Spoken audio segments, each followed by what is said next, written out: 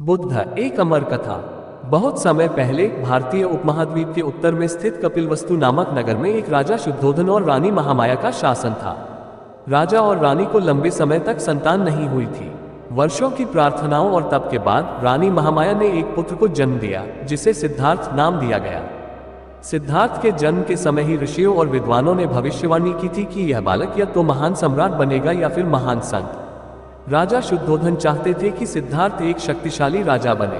उन्होंने सिद्धार्थ को सुख सुविधाओं और ऐश्वर्य से भरे महल में रखा और उन्हें बाहरी दुनिया की कड़वी सच्चाइयों से दूर रखा। सिद्धार्थ का बचपन। सिद्धार्थ एक अत्यंत संवेदनशील और बुद्धिमान बालक थे। उनका मन हमेशा प्रश्नों से भरा रहता। वे प्रकृति, जीवन और मानव व्यवहार के गूढ़ रहस्यों को समझने के लिए जिज्ञासु रहते। उनकी शिक्षा दीक्षा महल के श्रेष्ठ गुरुओं द्वारा हुई और उन्होंने अल्प समय में ही सभी कलाओं और शास्त्रों में निपुणता प्राप्त कर ली। युवा होते ही सिद्धार्थ का विवाह एक सुंदर और गुणी कन्या यशोधरा से हुआ। उनका एक पुत्र भी हुआ, जिसे राहुल नाम दिया गया। परिवार और राज्य के सारे सुख होने के बावजूद सिद्धार्थ का मन अशांत रहता। उन्हें लगता कि जीवन के वास्तविक अर्थ को समझने के लिए उन्हें कुछ और करना होगा। 4 दृश्य और जागृति। एक दिन महल से बाहर निकलने पर सिद्धार्थ ने 4 दृश्य देखे, जिन्होंने उनके जीवन को बदल दिया।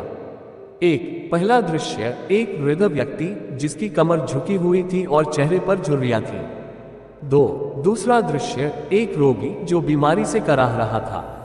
तीसरा दृश्य, एक मृत व्यक्ति जिसके चारों ओर लोग विलाप कर रहे थे। चौथा दृश्य, एक सन्यासी जिसके चेहरे पर शांति और संतोष था। इन दृश्यों ने सिद्धार्थ को झकझोर कर रख दिया। उन्हें एहसास हुआ कि यह संसार अस्थायी है और हर इंसान को जन्म, बुढ़ापा, बीमारी और मृत्यु का सामना करना पड़ता है। लेकिन सन्यासी के चेहरे की शांति ने उन्हें ये सोचने पर मजबूर किया कि इस दुख और कष्ट से मुक्ति का कोई मार्ग अवश्य है। त्याग और तपस्या। 29 वर्ष की आयु में सिद्धार्थ ने अपने परिवार और महल के सभी सुखों का त्याग कर दिया। वे रात्रि के समय चुपचाप महल छोड़कर जंगलों की ओर चल पड़े। उनका उद्देश्य जीवन और मृत्यु के चक्र को समझना और मानवता के दुखों का समाधान खोजना था। सिद्धार्थ ने कई वर्षों तक कठोर तपस्या की। उन्होंने अन्न और जल का त्याग किया और अपनी आत्मा को कठोर साधना में लीन कर दिया। लेकिन उन्हें महसूस हुआ कि इस तरह के कठोर आत्मदमन से भी सत्य की प्राप्ति संभव नहीं है। बोधगया में ज्ञान प्राप्ति। सिद्धार्थ बोधगया पहुंचे और वहां एक पीपल वृक्ष के नीचे ध्यान लगाने का निर्णय लिया। उन्होंने प्रण लिया कि जब तक उन्हें सत्य की प्राप्ति नहीं होगी, वे वहां से नहीं उठेंगे। दिन रात ध्यान करते हुए उन्होंने अपनी आत्मा को गहराई तक टटोला। आखिरकार एक रात सिद्धार्थ को पूर्ण ज्ञान की प्राप्ति हुई। उन्हें समझ में आया कि दुख का कारण क्या है और उससे मुक्त होने का मार्ग क्या हो सकता है। वह सिद्धार्थ से बुद्ध बन गए, ज्ञान प्राप्त व्यक्ति। 4 आर्य सत्य और अष्टांगिक मार्ग। बुद्ध ने 4 आर्य सत्य, 4 नोबल ट्रूथ्स की शिक्षा दी। 1. दुख का अस्तित्व, जीवन में दुख अपरिहार्य है। 2. दुख का कारण, तृष्णा और इच्छाएं।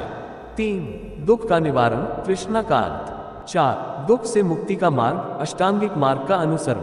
अष्टांगिक मार्ग में सही दृष्टि, सही संकल्प, सही वाणी, सही कर्म, सही आजीविका, सही प्रयास, सही स्मृति और सही ध्यान शामिल है। धर्मचक्र प्रवर्तन। ज्ञान प्राप्ति के बाद बुद्ध ने सारनाथ में अपने 5 पुराने साथियों को उपदेश दिया। इसे धर्मचक्र प्रवर्तन कहा जाता है। यह उनके धम्म के प्रचार का आरंभ था।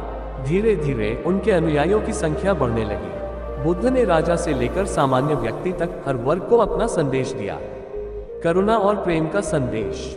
बुद्ध ने अहिंसा, करुणा और प्रेम का संदेश दिया। उन्होंने जाति और वर्ग के भेदभाव को अस्वीकार किया और समानता पर जोर दिया।